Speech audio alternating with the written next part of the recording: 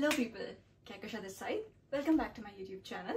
This video is going to be about the most asked about topic, the most feared subject, the nightmare of every plab aspirant's life, NHS applications. I'll take you through the journey of sending my first NHS application to getting that first NHS job. And I'll be sharing little tips and tricks that worked for me in a hope that it'll make the process a little bit easier for you guys.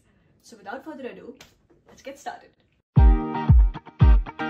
To make this conversation simple, I have divided the entire journey into 3 stages, 3 phases if you will.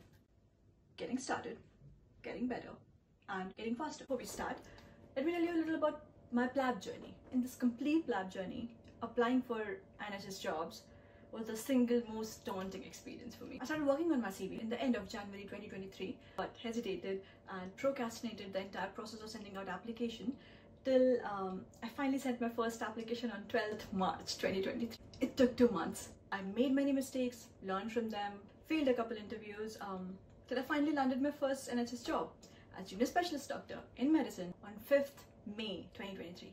Yes, it took 2 months for me to land my first NHS job. After that, I started experimenting with my CV, made small changes here and there, and just try to see what works and what doesn't in terms of getting an interview. It'll be a long video, guys, but you can find timestamps everywhere so that you can skip to the good part. To make this conversation simple, I have divided the entire journey into 3 stages, 3 phases if you will.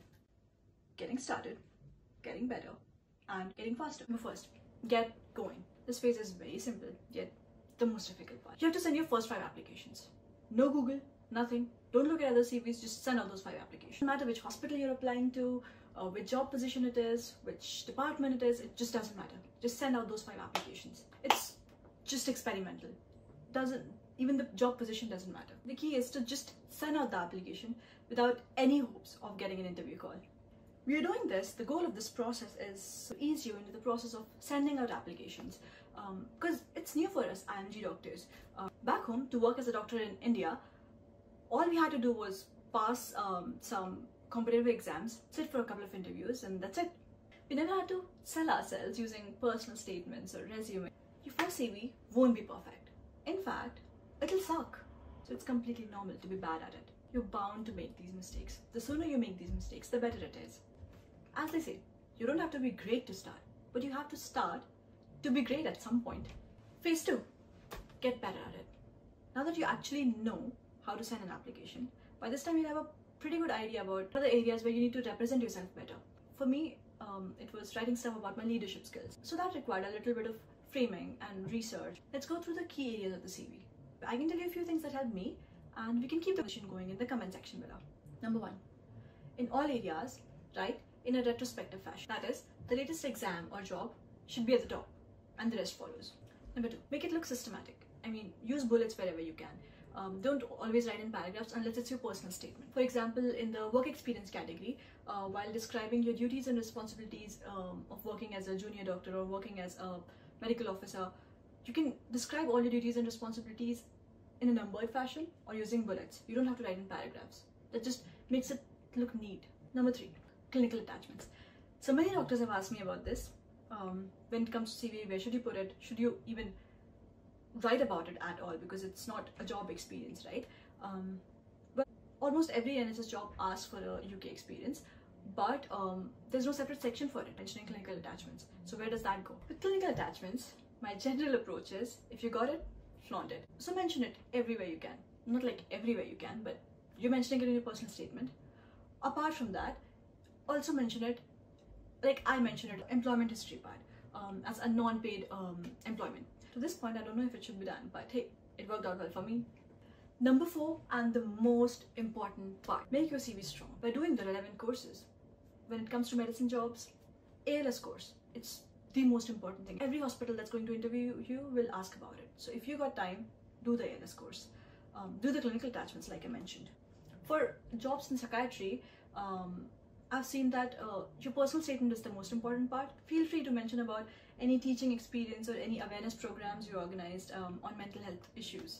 When it comes to making your CV look strong or making your CV strong, the 2 things that works for NHS jobs, I mean there are multiple things, but the 2 most important things that I found are really important. It's ALS course and clinical audits. if you have any experience of doing an audit, even back home, or if you have done an audit in this country, or if you have even participated while presenting a clinical audit, just mention that. They'll love it around here. If you have mentioned something about clinical audits in your CV, they would definitely want to call you for the interview.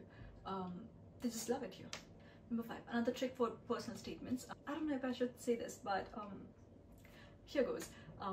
When you're writing a personal statement, or any part of the CV really, read the essential criteria, but use the information in the essential criteria. Your entire CV should be framed around those words, those key terms. Copy the exact key term, in fact. Copy the exact key term in your personal statement. And when I'm saying copy, do not use similar words. Just copy it. That worked for me. I'm sure you'll come up with your own tips and tricks in this phase. The goal is to get better in the next 20 applications. And hey, it takes time. Okay? I had sent around 109 applications and got just 7 interviews. 5 of them were from the last 30 applications I sent. So you do get better with time. Number 3, get faster. After sending 25 to 30 applications, now you know how to present yourself through a resume. You've perfected your CV. The goal here in this phase is to automate the process. Send out as many applications as you can through as many websites as you can. Make a Word document of all the sections in the application and keep on copy pasting it to all the applications. However, customize your personal statement. That's different for almost every job. So yeah, work on a personal statement while copy pasting all the details from that Word document into your application. So what should be the rate of sending out these applications when you've perfected your CV and you're in phase 3 of this journey? I've discussed with my seniors, my colleagues, and we have all agreed that sending out 10 applications per day is a good enough rate. And make it fun. Time yourself while sending out each application. Get done with it first thing in the morning. Don't think about getting an interview call and all that. In all the phases, worrying won't do you any good. You just have to keep on perfecting yourself. So that's all you need to do. And the second goal in this phase is try as many websites as you can. This is something that I didn't know when I was applying for jobs. So I applied only through Trac job. But there are other sites like NHS jobs, and there are sites separately for NHS jobs in Scotland and Wales.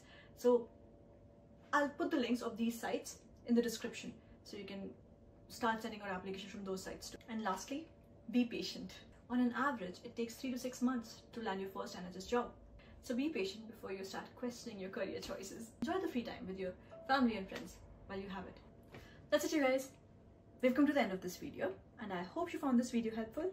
I wish you all the best with your job applications, and don't stress about it. I'm sure you'll be working in NHS very soon. And when you do, you owe me a treat. On that note, thank you for 2,000 subscribers. With me not posting at all, I wasn't expecting it, but thanks for being so sweet. Alright, now go work on your CV, and I'll see you guys in my next video. Do let me know what it should be about. Toodles, Allah Hafiz.